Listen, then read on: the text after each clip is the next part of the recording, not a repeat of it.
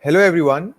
So today, the probe is elated that we have been given the privilege to speak with Professor Vinay Lal, an eminent historian who teaches at UCLA, whose works cover a wide range of fields from modern Indian historiography to cultural history, the sort of politics behind history writing, and so on and so forth. And so we'll be discussing the idea of India.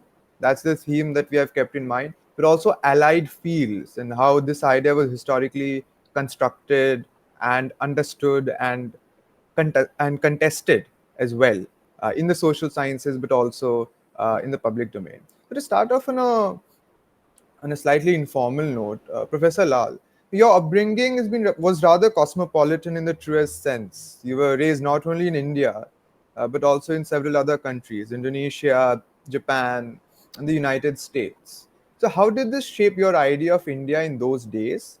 And could you contrast your idea of India back then, uh, with the dominant zeitgeist of those times, how it was dominantly perceived in those times, and the other views that you encountered back then among your peers and among your elders?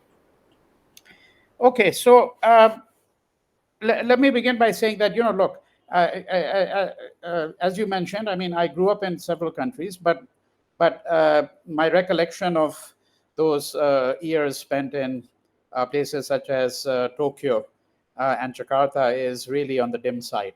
Okay, because I mean, I'm speaking about the 1960s. In the case of Tokyo, my father was in the Indian Foreign Service, which is how I landed up in these places. But he was not in IFS-A. He was in IFS-B, which is the lower grade of IFS, which is quite significant, but that's a different story because most people think of the Indian Foreign Service as, a bit glamorized. It's very small. The diplomatic service of India diplomatic corps is much smaller than any other country, even countries that are much smaller than India. But IFSB is a different proposition. Now, so I can't really speak about how I was thinking of India when I was in Japan or when I was in Indonesia, really, because I was a very young boy. I was in Indonesia from 72 to 74. Um, but I do have some recollection, which does not speak directly to your question, but in a way, these things lingered on and become part of who one is. And they must have subliminally have had some effect on me. And the clearest recollection I have, which has, as I said, a very tangential relationship, but nonetheless one, to the question you asked, and that is that uh, sometime in 72 or 73, uh, there were anti-Indian riots that took place in Jakarta. And since my father was in the diplomatic service, the children, Indian families who had children, their children were taken to school on a police escort. Okay, and I have a dim recollection of asking myself what accounted for these riots. Why were they anti-Indian riots? I don't recall what my father, because I asked that question, posed it to my father, but I have no recollection of what he told me then. Now, why is that a segue into your question? Because often how one thinks of oneself, how one thinks of one's own country, has to do with the subject position that one is occupying. Okay, and you look also, and secondly, you look differently at yourself and the country which is part of your imaginary if you're looking at it from the vantage point of some other place. All right, so um, let me give you another, since you had started on that informal note, let me give you another anecdote here now, and now we're going to get closer to the gist of your question. And that is that uh, when I was growing up in India, so you know how the foreign service works. You live abroad for a couple of years and you come back for a couple of years, then you go again, and another posting. My father had another posting, then we came back again. And the school I went to here, every time I came back, was Springdale School, which is in Delhi, on the main school, which is on Pusa Road. That was the home institution, as it were. Now, around 14 or 15, uh, I'm talking about the time really of the emergency, almost in 1976. At that time, I was here in India. I left for the United States in October 1976, but the emergency was earlier. And I remember thinking to myself, yeah, there's a national. So this is not about the emergency. This is just that's just a reference period to, because I recall the time when this I was thinking of this particular anecdote, namely that think to myself, um, there's a national holiday on October 2nd, which is Gandhi Jayanti. And as you know, there are really three major national holidays here. Um, there are lots of guested holidays, but the three are Republic Day, Independence Day, and Gandhi's birthday, Gandhi Jayanti. I think to myself, why is there a holiday for this, what Churchill called half naked old fakir, right? I mean, because I have to say that my recollection is that no one really knew what Gandhi stood for among my peers in school. What we knew of Gandhi was what we had read in the history books, in the school textbook, that he was a father of the nation, he had led a nonviolent struggle. But there was this supposition, and remember, I mean, I'm speaking about Delhi, and what is Delhi? It's a city where the Punjabis constitute not just a significant portion of the culture. Of course, there are Indians from all over now, but in some ways, it's a Punjabi city, right? And Punjab has a very different relationship to Gandhi, because in the circles that I know of, I'm not speaking about my intellectual circles developed over the course of the last 3, 4 decades. I'm talking about families that we knew from childhood, including relatives. There was complete disdain for Gandhi, which continues to the present day. I can't even tell you some of the words of abuse that are used, okay, by some people who are relatives of mine. I mean, I'm absolutely, utterly ashamed, you know, that they use these words, but they do. Okay, and the school that I went to was again a school where it was largely Punjabis. Okay, Springdale School, and uh, I don't remember that anyone ever spoke of Gandhi with any kind of respect. So there was this question about, so why are we celebrating this man? And he doesn't even dress properly. That's the way that people thought, so to speak. Okay. Now, when I went to the US in October 1976, some months after that, I read Gandhi's autobiography. Okay. Um, and I know from my pencil annotations, which I still have that copy, I know from my pencil annotations when I read it and what I was thinking at that time. Right.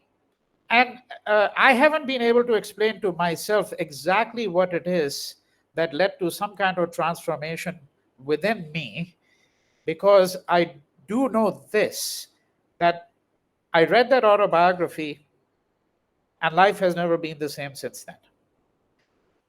It has never been the same since then, because, of course, uh, gradually one became aware of the world historical importance of this person and the sheer majesty of the accomplishments, if you want to put it that way. Accomplishments is a rather poor word. This is not like objective careers and accomplishments. The man is made of a different, he's cast in a different mold in a way. And this now I can give you variations of this, okay, anecdote, so to speak, about Gandhi, which will speak directly to your question. I'll just end with one small account of it. So about 15, 20 years ago, I was talking to a wealthy Indian American because I have an interest in Indian Americans as well. In the diaspora community, I wrote a book called The Other Indians, and so I was speaking to this gentleman. He's quite wealthy.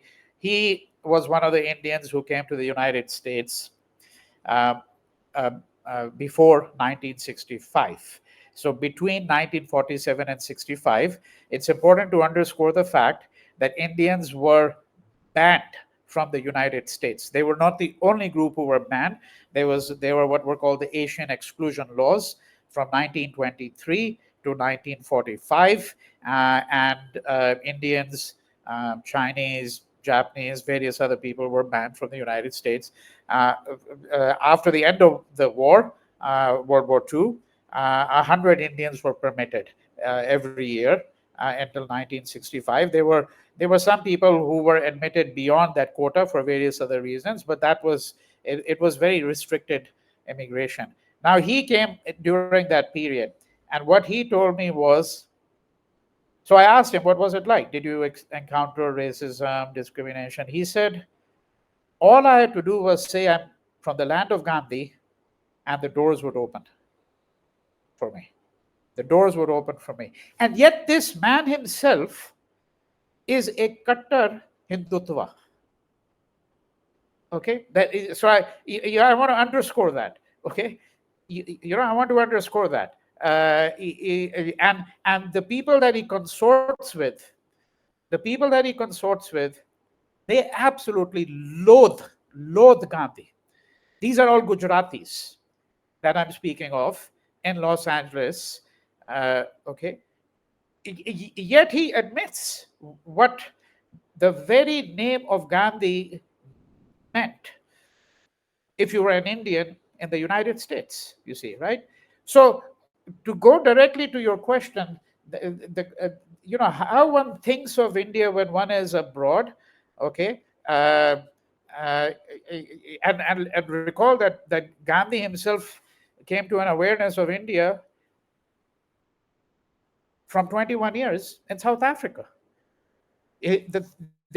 Obviously the 3 years in London he spent as a student studying law, but then he comes back to India for a short period of time for 1 year, finds that he's not able to make the kind of living he wants to make, and the courts are corrupt and everything.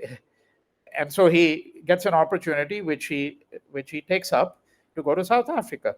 And how he thought of India and what his conception of India was, all of that it really gets shaped in many ways by his time in South Africa. Uh, so if I continued in that vein, one could say a whole lot about what is that what one thinks of a place and how one imagines, in this case, India, certainly has much to do with where one is located, how one locates oneself, and where one is located is of course not simply a question of place, of geography. It's a place of intellectual geography. It's the topography of your ideas that really are critically important in shaping a conception of what constitutes India, right? So this is a very informal way of speaking to the question you had posed.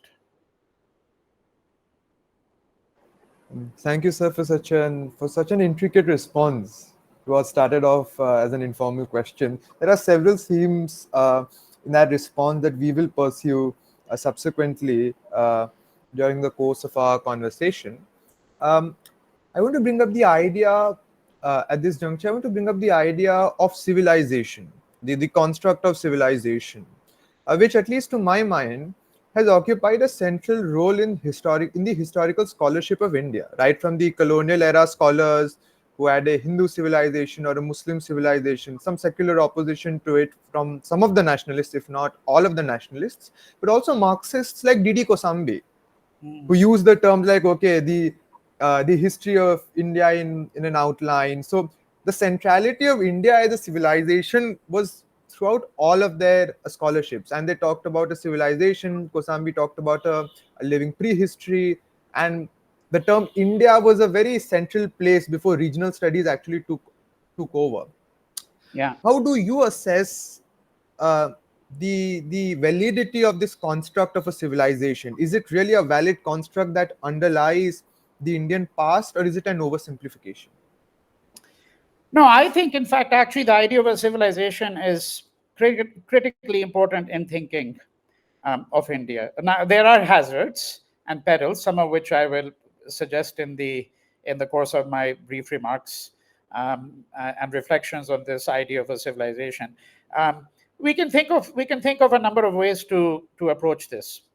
Okay, uh, let me begin by first suggesting that we may want to distinguish between civilization and nation state.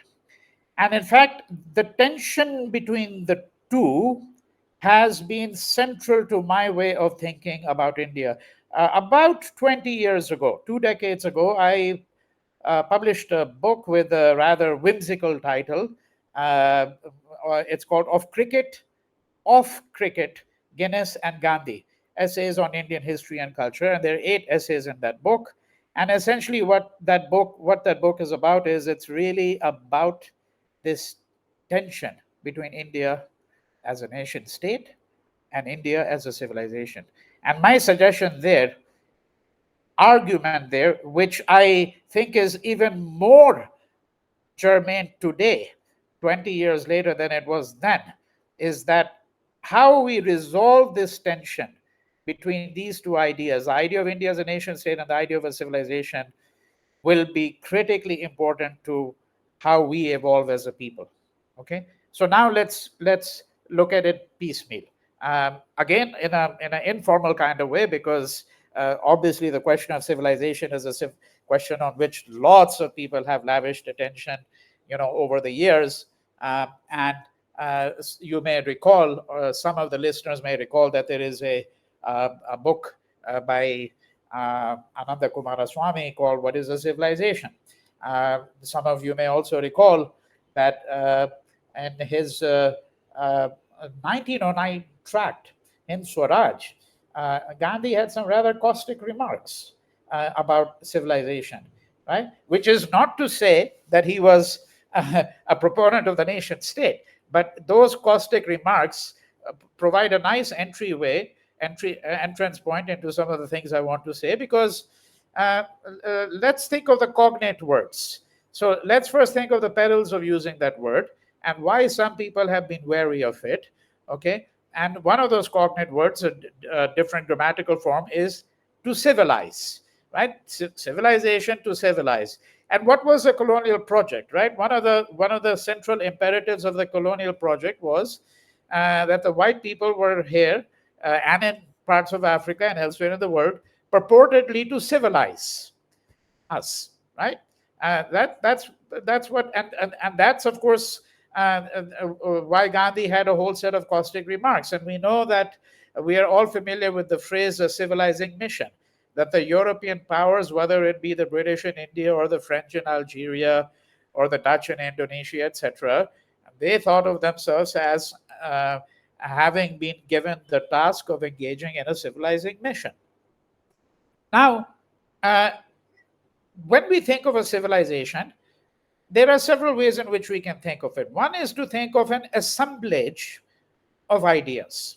Okay, an assemblage of ideas. To think of uh, various ways in which communities were formed and were able to cohere together without the kind of impetus that a nation state provides. What does a nation state do? What is a nation state, right? Nation state is a political entity uh, which demarcates itself as separate from others through boundaries, and these boundaries are then enforced through armies. More recently, when I say more recently, I mean, let's say about 125 years ago, with a document called the passport. And the passport is a relatively recent document in human history. You read John Tory's book, the social history of a passport, and you realize how recent this document is, which is a document without which none of us today can actually cross international borders. People did that all the time. How did they do it? right? So what a nation state is it's a political entity that tries to safeguard its sovereignty, right? And I think nation state and sovereignty go together. Civilizations may have and obviously do have some conception of sovereignty, but that sovereignty is a much more diffused conception, I would say, than it is in the idea of a nation state. So, a nation state is a political entity that is bounded. It's got borders. These borders then have to be safeguarded.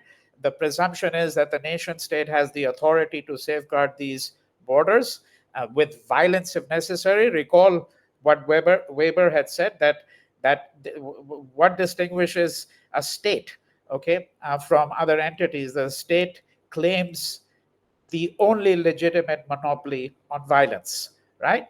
Okay, and then these borders are enforced, as I said, not just through armies, violence, but documents such as the passport. Okay, now what kind of world are we living in when we're living in a nation state? So Shudipto Kaviraj, one of India's well-known political theorists and historians, uh, uh, wrote an essay about 20 maybe odd years ago.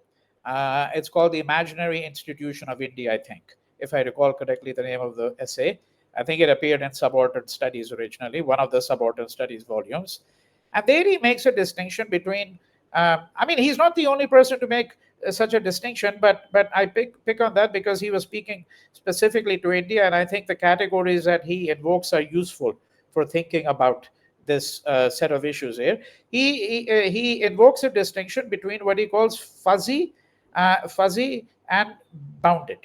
Okay, cat worlds that we live in. So when we, for example, enter into the late 18th century, particularly, and moving into the 19th century, it starts to become a more bounded world, a world of numbers. It becomes an enumerative world.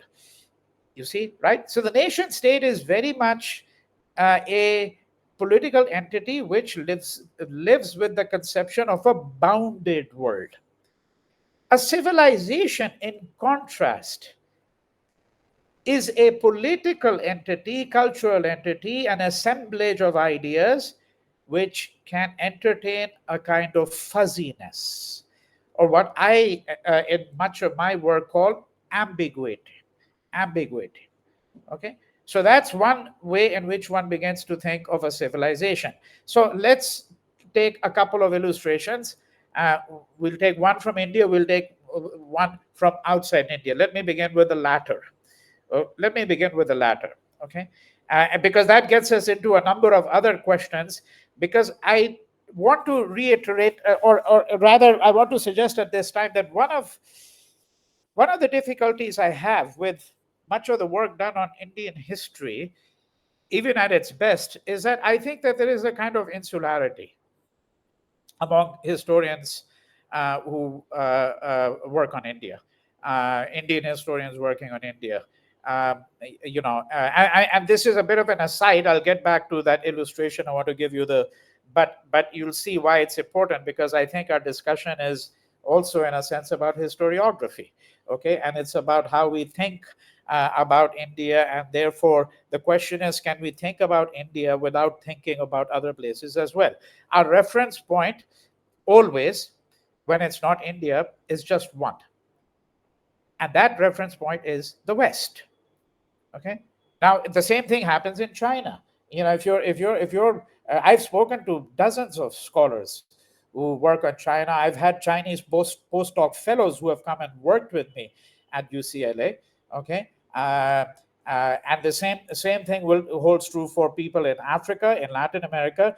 What is it that holds true? If you're in China, you either know something about China and something about the West. You don't know anything about Latin America, Africa, India. It's just a blank. I mean, I'm not talking about people who are obviously specialists. There are specialists in Indian studies in China, so obviously they know. But I'm just saying, in general, what does an educated Chinese person know? They know about their history, and they know about the history of the West. What does an educated person in Africa know? They know about the history of Africa, or the particular part of Africa they come from, whether it's West Africa or East Africa, and they know about the West, right? And that is where, that is the picture all over the world. So now this illustration I'm going to give you is an illustration which doesn't fit squarely into, one region, as it were, a bounded region called the West or India or China. And this is an illustration which is um, drawn from Mark Mazower's lovely book, okay, Salonika. The book is called Salonika. Uh, it refers to the city of Thessalonica, also known as Salonika, in the Greek peninsula. Now, this part of the world came under Nazi occupation, okay, during the Second World War. And when the Nazi commander moves into Salonika, he asks the mayor, okay, and he says, where is the Jewish ghetto?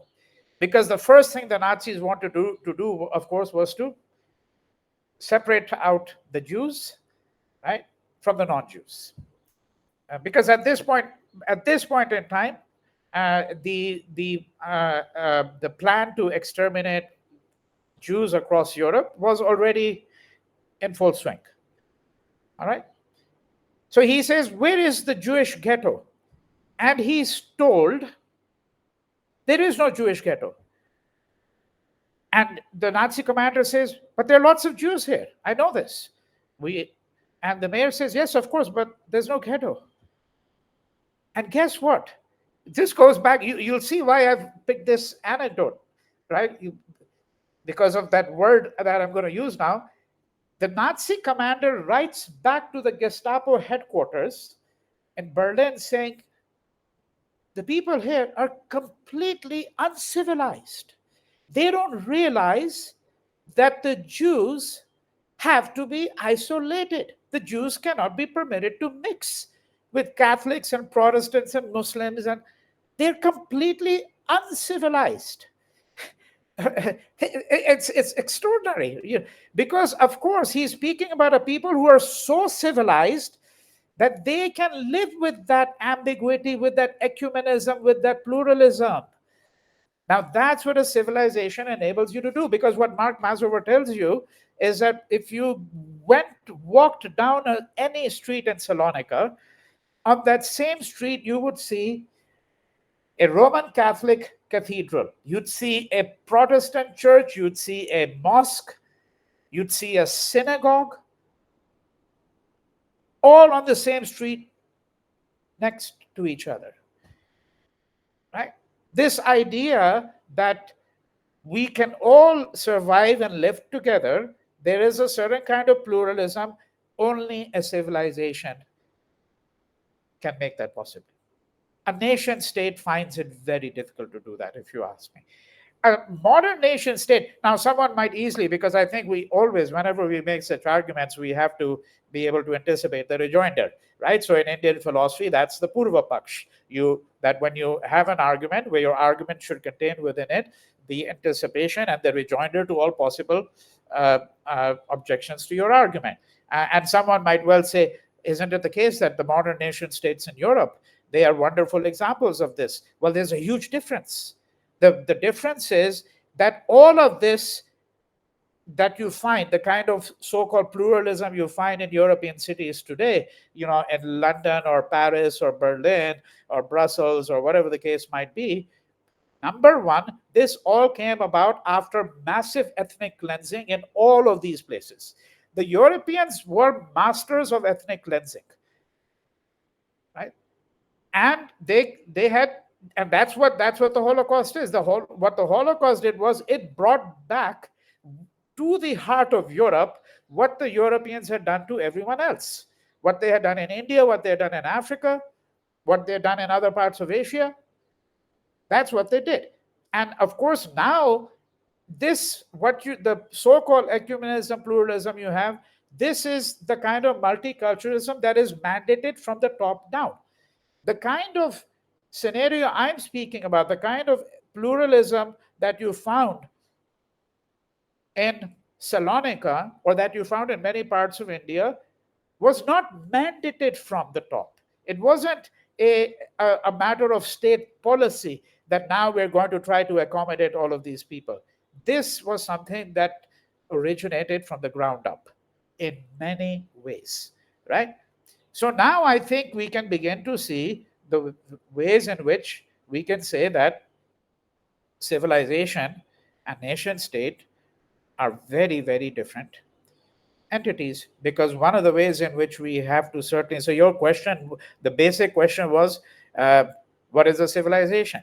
So I said a civilization, when you think about it, you have to think about an assemblage of ideas. You think about various kinds of cultures that together constitute that space. They have a relationship that I'm not suggesting that everything is hunky dory in the past. I want to be very clear about that. I'm not suggesting that Salonika may never have been the site of some kinds of conflict. Just as when we speak about the pre colonial past, the supposition should not be that everything was always hunky dory, sab bhai bhai the. No, I'm not suggesting that necessarily. But at the same time, that should not at all lead us to the view that conflict, whether based on religious identity, and we'll have to at some point talk about identity, what that means, and why there's so much agonizing over identity, not just in this country, but in almost every place that I can think of now. Uh, because frankly, some of it is just, there's no other word for it. It's actually quite juvenile. I mean, it's extraordinarily juvenile. People who are always, clamoring about identity and so on, at some point one will have to learn to have a much richer conception of one's life and how to think of oneself. But the, the problem simply here is that when we're looking at this pre-colonial past, the supposition should not be uh, either that things were always, as I said, hunky-dory. There was an agonistic relationship often between different communities. But the genius of a civilization is that it can accommodate these differences, it can live with it and live with this difference differently. There are different ways of living with difference as well, right?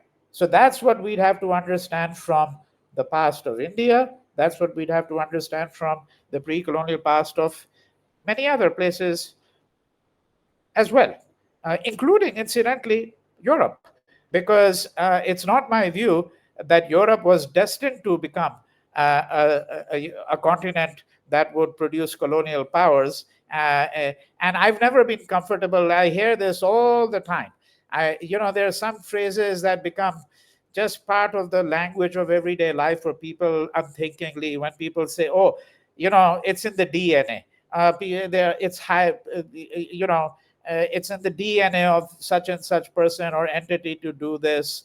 I don't know about that. I'm never comfortable with the supposition that something's in the DNA. You know, uh, how Europe uh, colonized its own others, is an interesting part of the story, uh, because even within Europe, and here I'm alluding uh, not simply to the colonization of women, the colonization of various groups that get construed as minorities within a country. I'm also speaking about, for example, the divide between Western and Eastern Europe. Right? When did this divide start? Where does Western Europe end, and where does Eastern Europe begin? And Larry Wolff wrote a wonderful book, The Invention of Eastern Europe, where he speaks about how Eastern Europe was underdeveloped, okay, it within Europe, so to speak, right?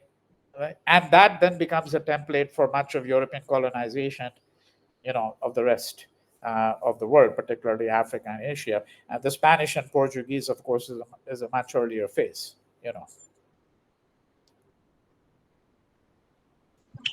Thank you, sir. That was a very enlightening answer. Moving along the same lines, in post colonial countries, the rhetoric of decolonization is often mobilized to support revivalist projects. Intellectually, some strands aim to reincarnate a pristine pre colonial framework of thought and ideation. Is decolonialization always reactionary? Can there be a legitimate process to decolonization? Well, I mean, I'm glad you asked this question because, this is one of those words, decolonization, that has now been completely hijacked by the Hindu right. Uh, so I think first we need to begin with this, that the Hindu right and its various supporters, I will not mention names, not for the sake of prudence, but for the sake of civility. Okay, but there are a number of people purporting to write about this from the point of view of the Hindu right, who write as though they were the first people to think about decolonization. I mean, which is absolute absurdity, absolute absurdity, right? And these are people who get celebrated in book festivals, all over the country, and their books sell, by several thousands or tens of thousands. I mean, it's just extraordinary. So let's go back to uh, uh, the 1940s and 50s, okay? Because what was Aimé Césaire discourse on colonialism? He has a short book, Discourse on Colonialism, first written in French, right? This book is from sometime around the 50s, early 50s, somewhere around that time. I don't remember the exact date. The English translation came out by Monthly Review Press. I've taught the book for many years. What is he talking about? He's talking about decolonization, right? What did he mean by decolonization then? So let's uh, parse this in a few ways. Okay, and I have Césaire in mind. I have in mind someone like Edward Said 3 decades later. I have subaltern studies. I have the work of one of our most interesting thinkers easily, Ashish Nandi, such as his book, The Intimate Enemy, because all of these works really belong to that sphere that we can call decolonization. Okay, but let's first move to a more general level. When people think of decolonization, and when, for example, the Bandung Conference was held um, uh, in 1956, okay, in Indonesia. Uh, what was that conference about? It was a conference of Afro-Asian countries which had decolonized. Okay, uh, which had decolonized, and that meant, and that takes us to the first meaning of decolonization. That meant that these countries had, and I don't mean this was true exactly of every country, because China was represented there too. Chow Enlai came there, Nehru was there, uh, and China was not colonized in the way in which India was obviously colonized. But we know that there were European spheres of influence. I mean, think back of the history of the Boxer Rebellion. Think back of the shelling of the Imperial Palace, the first Opium War, the second Opium War in the 19th century, right? It's not necessary for me to enter into the details, simply to convey the fact that when I speak of the Bandung Conference of the countries that were there, the bulk of the countries there were countries that had been under colonial rule directly. Some, such as China, had not been, but nonetheless, they had been colonized in other ways. Okay, now, so the first meaning of decolonization, as it was understood then, and we should not forget that, was countries that essentially it signified countries that had liberated themselves from the yoke of colonial rule. That's what decolonization meant. First, political independence, self determination. The second meaning okay, and the Bandung Conference addresses this at considerable length, right, has to do with a certain degree of economic self-reliance and sovereignty, right? And one could go on in this way. But let's move to the gist of it, because the question that you have posed undoubtedly is posed with respect to the fact that if you're looking at present day India, what is it that the government has been saying for the last 10 years since we're in the third round of the BJP now, or Modi 3.0, but since 2014, what they've been saying is that, you know, and the Prime Minister has been very clear about this from day one, that he's going, that once he came to power, he said, now this is the beginning of the end of 1200 years of slavery, 1200 years. 1200 साल की गुलामी अब खत्म होगी, you know, right? So in other words, we are now finally going to start to decolonize. The Hindu right use of decolonization really is about 10, 15 years old. That's it. You're not really, they haven't engaged with the discourse of decolonization and such before that. Okay. So the heart of the question here has to do with a different conception of decolonization, and that's what I want to speak to now. That takes me now back to where I started 5 minutes ago when you first posed the question. Aimé Césaire. Okay. Discourse on colonialism. Because your question is there a legitimate way to think about decolonization, right? Is there a way to think about decolonization which makes it truly meaningful uh, uh, for not just some elites there, okay, but for the people as a whole. So therefore we have to think about it, and I'm going to take some time to answer this question because there are a number of critical things involved in thinking about it. Okay, so if you go back to Césaire 1956, what he's really speaking about is a project that has yet to commence. And he says this is the task before us. So this is not now political self-determination. This is not economic sovereignty. What he's talking about is the decolonization of the mind, intellectual decolonization. Okay. For example, the very way in which people had been reduced under a long period of colonial servitude to objects, what he calls thingification. Thingification. Okay. So he's saying that, look, you look at how the particular way in which the European imposed certain frameworks of knowledge. Now, this is a very polemical work, so he doesn't really get into detail. Okay, it's a short polemical work, 50, 60 pages. The particular way in which the European thought about others, okay, how do we distinguish between ourselves and others? What is the relationship that we have to others? The particular ways in which the Europeans imposed a certain kind of hierarchy of power, all right, and the particular ways in which they thought about the landscapes and the people that they colonized. Now, what he's saying here in Discourse on Colonialism is, how do we emancipate ourselves from that? Right? So let's try to understand what exactly decolonization really entailed for a subsequent generation of writers, including, let's say, Edward Said. Orientalism is 1978. Okay, that's when the book was published.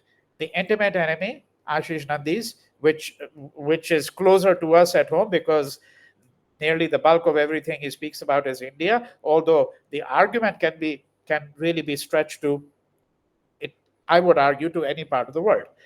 Much in the way in which Edward Said in Orientalism doesn't talk much about India, right? But we know that the work became very influential, and of course there were some Indian scholars who were a little wary of that, even within the subaltern school. Somebody like Shumeen Sarkar, for example, was rather wary of the ways in which Saidian frameworks had infused the study of Indian history, and he thought diminished some of the other strands of thinking that he thought were important or should be important. But nevertheless, I think we all know, you're both history students as well, and we all know that if you look at Said's Orientalism, the bulk of the examples that he drew upon were from what is called the Middle East, or what we in India call West Asia, from uh, the Arab world, from the Muslim world, with occasional references to colonization elsewhere, including India, Durkheim, and so on. Right now, what is it that, without getting obviously into the question of all the arguments that Said is talking about, that's not fully germane at this point in time for us. What is critically important there is this, okay? And I'm going to translate it into a different language than the language that either Said or Nandi really use. I'm going to draw upon a language which I have elaborated upon considerably in my own work in a book called Empire of Knowledge, Culture and Plurality in the Global Economy, which was published by Pluto Press in 2002. So, over 20 years ago. So, what is that language? And how does it help explain what is decolonization? Fundamentally, the problem is this, that if you look at the world of knowledge, right, you have to essentially look at the particular ways in which the disciplines have carved up the world of knowledge. Okay, and one thing that we should keep in mind, it's just a little aside, but it's important, which is that it has become increasingly the case that the university has become nearly the sole repository of what is called knowledge. That was never the case before. It was never the case 200 years ago.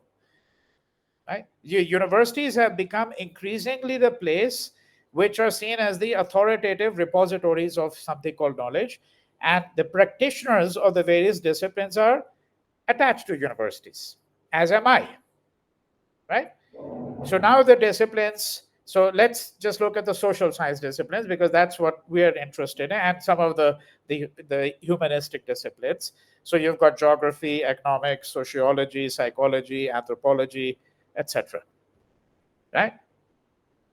Now, each of these disciplines purports to offer a certain view of the world, the claim being that it offers a certain perspective which another discipline cannot, and these disciplines supposedly all complement each other.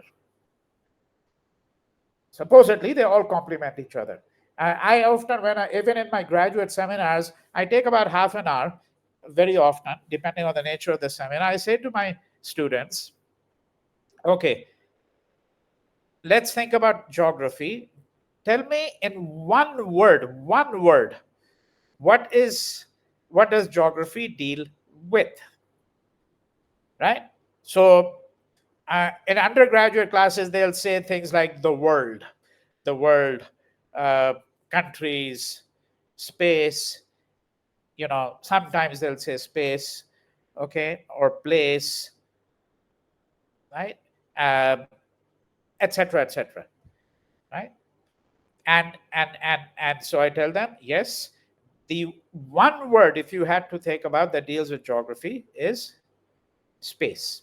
One word. What does history deal with? Right? And the usual answer I get is the past.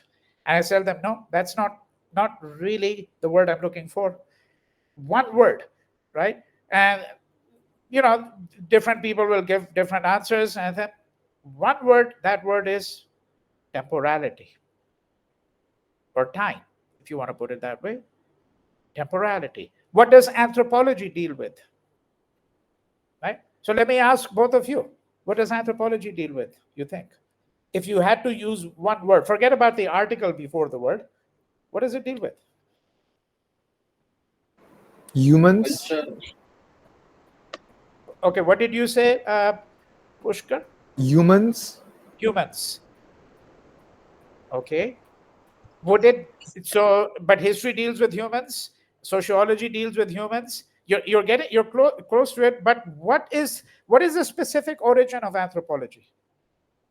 When did anthropology begin as a Uh, discipline? is it relationship between humans?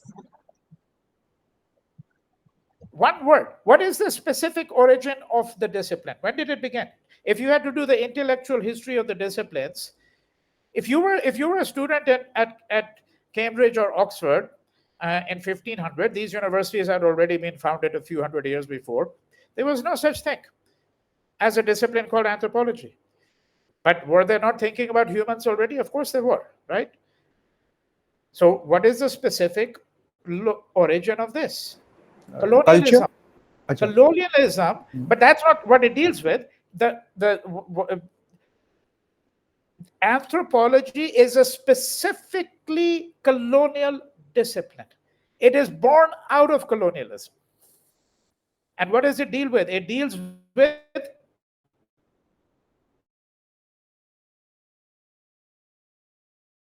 about some tribe in Polynesia, some village in India, some clan in Africa. The other, they never wrote about themselves.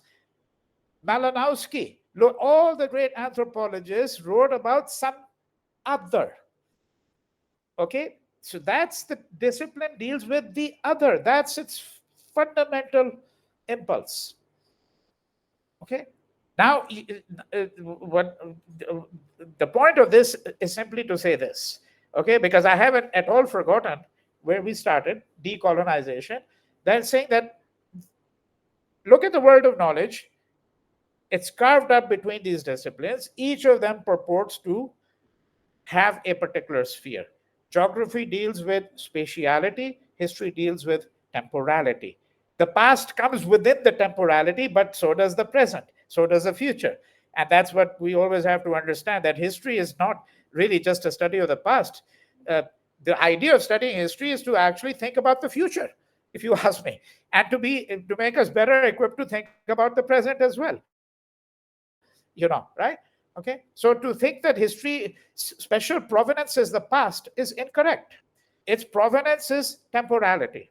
That's what its provenance is, strictly speaking, if you ask me. Okay. Now let's go to the next step.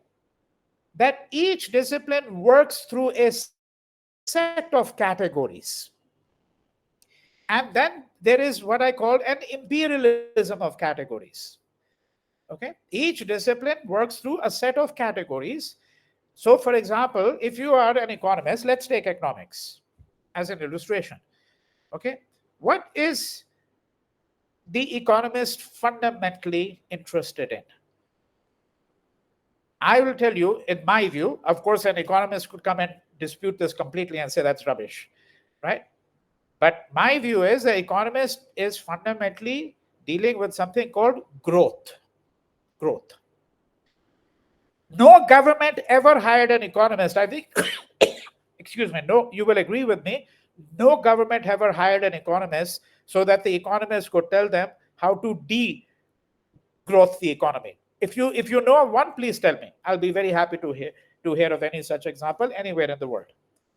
And no economics department ever hired an economics professor so that they could basically instruct the whole department on degrowth, which is what we need right now. We don't need more growth in most parts of the world. We need degrowth, because unless we have some degrowth and unless we are able to decouple ourselves from such things as GNP, etc., GDP, and all of that, unless we are able to decouple ourselves in some ways, at some point, global warming is going to swallow up all of this completely, the rate at which we are actually proceeding. Okay, now the economist is dedicated to this idea. That's a category. That growth is what I call a category. Poverty is a category. Okay, so the economist is fundamentally, when they're thinking about poverty, they're not thinking about the poor, they're thinking about poverty, which is not the same thing, by the way. You know, okay, the two are not the same thing. There are obviously points of convergence. Yeah. Gandhi or someone else, Saint Francis of Assisi, lived a life of poverty. Let's forget about Gandhi, because lots of people don't like Gandhi anymore. So let's forget it. for a moment. Let's take an innocent example. Everyone purportedly loves him. The ones who know anything about him, Saint Francis of Assisi. Yeah. So he lived a life of poverty, but nobody would call him poor. It makes no sense to call him poor. Okay, right? So I'm giving a very simple illustration of how we can distinguish between poverty and the poor. But of course, there are points of convergence in many cases between the two, right? So the economist deals with a certain set of categories through which the economist tries to understand the entire world, right? And of course, the economist, I pick the economist because the economist is more culpable than almost anyone else. I think this is the worst possible discipline you can think about, the most wretched. Okay, and please include this in the interview. Don't edit this out. The most wretched. I mean, there was a reason why it was called the dismal science. Most economists are dismal beyond belief, and the kingmakers highly overrated, if you ask me. Okay, and that's partly because of the nature of the world in which we live, where the whole attempt is to continue to grow our economies for whom, right? So we can have some bloke spending 55,000 crores on his son's marriage, right? That's all an illustration of growth. So what is the relationship between this and decolonization? It's self-evident that decolonization means we have to decolonize the categories through which the academic disciplines have been shaped and through which we try to apprehend the entire world. Right? The fundamental task of decolonization will be to help us try to unravel the categories through which we think about the world. Now, when Ashish Nandi wrote The Intimate Enemy, you see, he was saying that, look, we want to get the colonizers out of India. But the categories through which they think about the world have become completely intimate to us. We now only apprehend the world through their categories. And this was a singularity of Gandhi, that he was perhaps the only person who was able to think outside these categories and who really followed, in that sense, William Blake's wonderful aphorism: either you create your own system or you be enslaved to another person's. And he created an entire worldview, an entire ecosystem through which he led his life and through which he apprehended the world and through which he attempted to shape a movement, you see, right? But I started with Gandhi. I've just brought him in here occasionally because I've spoken about Gandhi on many, many occasions, written widely on him. I don't want this to be a conversation about him, but I went to The Intimate Enemy because that was one of the things that, if you've read that book, which consists of two brilliant essays, that's all. It's a very short book of about 125 some pages. The gist of the argument really is this. You see that even if you look at all the other major Indian nationalists, in some profound way, barring Gandhi, they were all colonized. Even as they purported to be fighting the colonial state, and even as they purported to be anti-colonial figures, they were all profoundly colonized in some ways. Now, the people today in the Hindu right who speak of decolonization, I'm afraid they don't have the foggiest idea what they're really talking about, because these people are completely colonized. Completely. They have no conception of how to think about, for example, let's take one illustration. You're both history students. I teach in a history department. Although let me tell you both, and others as well, that I don't have a single degree in history. Not one. Okay? My PhD is not in history. My bachelor's and master's are not in history. So, but I teach in a history department, and there are certainly people in my department who, and I don't think they think that way now, but they certainly for many years thought, "What is this person doing at this department?" Because the kinds of views he has about how we should think about history are not particularly congenial to most historians. Okay, so let's take the illustration of history. Here we can speak about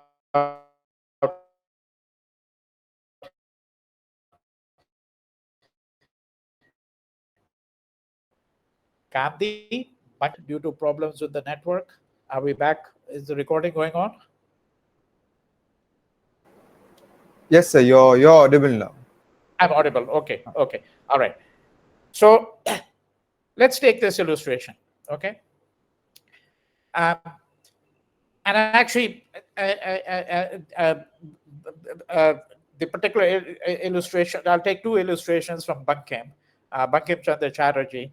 It's also interesting to take him uh, as a vantage point from which to think about some of these things, because, of course, he's also the author of uh, uh, Vande Mataram, right? Which appears in a novel. Actually, it wasn't written as a separate piece. It appears in a novel, Anandamoth, uh, that he had written in the late 19th century. Now, uh, uh, uh, there's a passage where and Partho Chatterjee, I remember reading this in Partho Chatterjee's book, Nationalist Thought and the Colonial World, something like that. Published about 40 years ago, quite an important work, right? This is where he had talked about nationalism as a derivative discourse. And the illustration he gave was that, Bankim um, had said that, look, an Englishman goes out on a hunt, and uh, as he's gone out for a hunt, he suddenly sneezes. And then he takes a handkerchief out of his pocket and he blows his nose. And then he puts his handkerchief back in his pocket. Okay. And Bankim said, look how much detail we know about this Englishman. He thinks he's so important that when he sneezes, right, he blows his nose and he writes about that, and then he puts his dirty handkerchief back. So he makes a little snide remark about this guy putting the dirty handkerchief back in his pocket, right? Um, and he says, you know, look at us in contrast. We've got these great monuments and a history that is so rich, and we know nothing about it. This rotten Englishman goes on a hunt, and we know the minutest details about them because they record everything. They have a sense of history. And we are pathetic as a people. We have no sense of history at all. You know, our great monuments have languished, and we have no idea about our kings. We just know about Ashoka a little bit, and that's it, you know, or Chandragupta Maurya or something like that. And Bankim then writes a book called Krishna Charitro, the life of Krishna. Right? And what does he say? He says that because he's trying to understand something, he says the question before me is a question before every thinking Indian. Why did we as a people get colonized? And his argument then, in order to explain his argument, what he does is he says in Krishna Charitra, let's look at the life of Krishna. There are essentially two Krishnas in the Indian tradition, he says. There's a Krishna of myth, and there's a Krishna of history. The Krishna of myth is the Krishna outlined in the Bhagavata Puran or Sri Bhagavatam, right?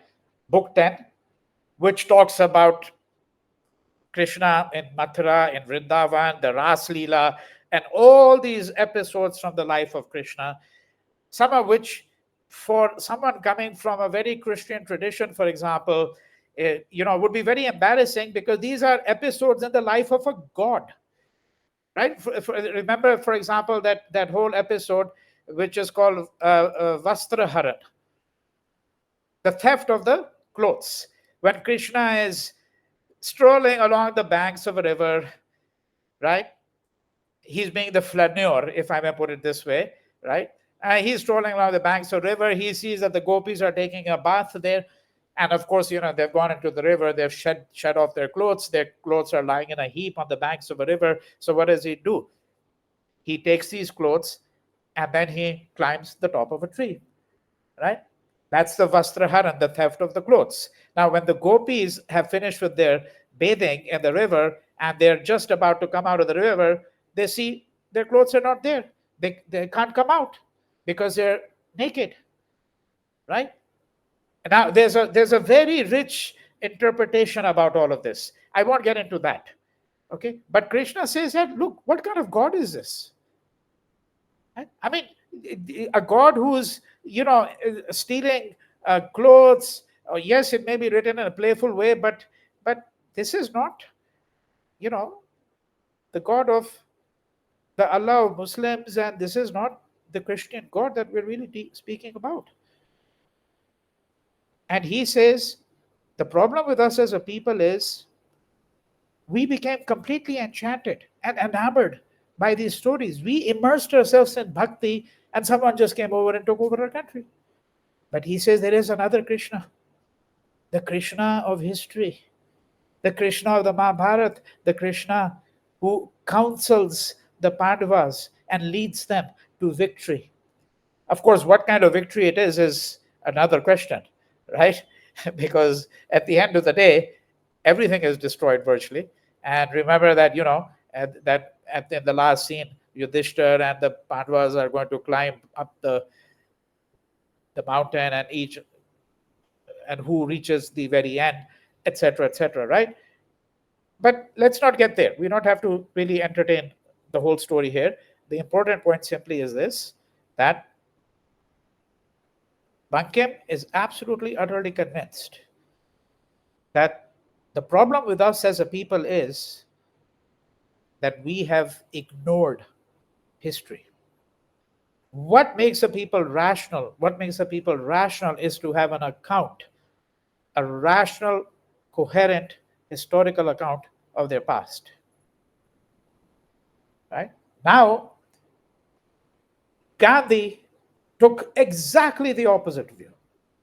And he said on more than one occasion, it doesn't matter an iota to me whether Krishna ever lived or not, whether Ram was a historical personality or not. In fact, I would go so far as to say this is not his language, it's more my language, that he was firmly of the view that Hinduism was a religion primarily of mythos rather than a religion of history. And he thought that was the singular strength of Hinduism. This is what demarcated this from all other faiths, all other ways of being in the world, really. Okay? He's quite certain in his mind about that. And absolutely no interest in thinking about such things as, these very anodyne phrases that you've heard from, probably the age of 10. You know, the lessons of history. What lessons of history? What a banal phrase. I mean, how many books have been written on the lessons of history, right? Gandhi completely bypasses all of this. Completely bypasses all of this.